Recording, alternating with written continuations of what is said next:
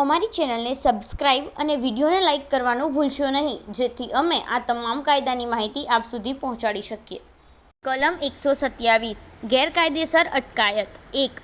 જે કોઈ વ્યક્તિ બીજી કોઈ વ્યક્તિ નિશ્ચિત કરેલી અમુક હદની બહાર જઈ શકે નહીં એ રીતે તેનો ગેરકાયદેસર અવરોધ કરે તેણે તે વ્યક્તિની ગેરકાયદેસર અટકાયત કરી કહેવાય. ઉદાહરણો: એ. ચો તરફ દિવાલોવાળી જગ્યાની અંદર ઝને પ્રવેશ કરાવીને ક તેને પૂરી દે છે. આ રીતે દિવાલોની નિશ્ચિત સીમા બહાર કોઈ દિશામાં જઈ શકતો નથી. ક ઝને ગેરકાયદેસર અટકાયતમાં રાખે છે. બી.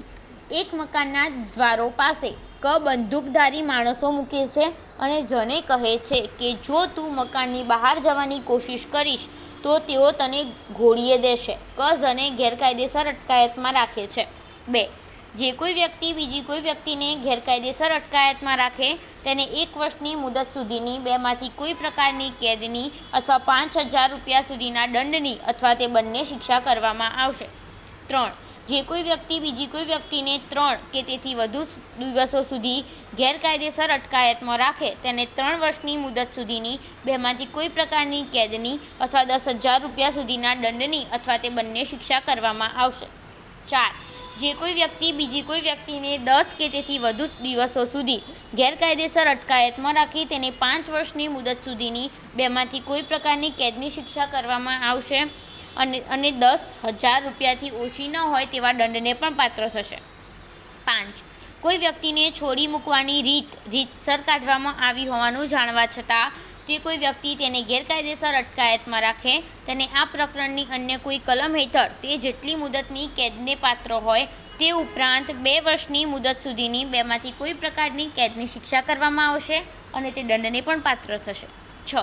જે કોઈ વ્યક્તિ બીજી કોઈ વ્યક્તિને એવી રીતે ગેરકાયદેસર અટકાયતમાં રાખે કે જેથી એ રીતે અટકાયતમાં રાખેલી વ્યક્તિ સાથે હિત ધરાવનારી કોઈ વ્યક્તિને અથવા કોઈ રાજ્ય સેવકને તેની અટકાયતની જાણ ન થાય અથવા આમાં અગાઉ જણાવેલી કોઈ વ્યક્તિને કે રાજ્ય સેવકને એવી અટકાયતના સ્થાનની જાણ ન થાય અથવા તેને પત્તો ન મળે એવો તેનો ઈરાદો પ્રતીત થાય તેને એવી ગેરકાયદેસર અટકાયત માટે બીજી જે શિક્ષાને તે પાત્ર હોય તે ઉપરાંત 3 વર્ષની મુદત સુધીની બેમાંથી કોઈ પ્રકારની કેદની શિક્ષા કરવામાં આવશે અને તે દંડને પણ પાત્ર થશે.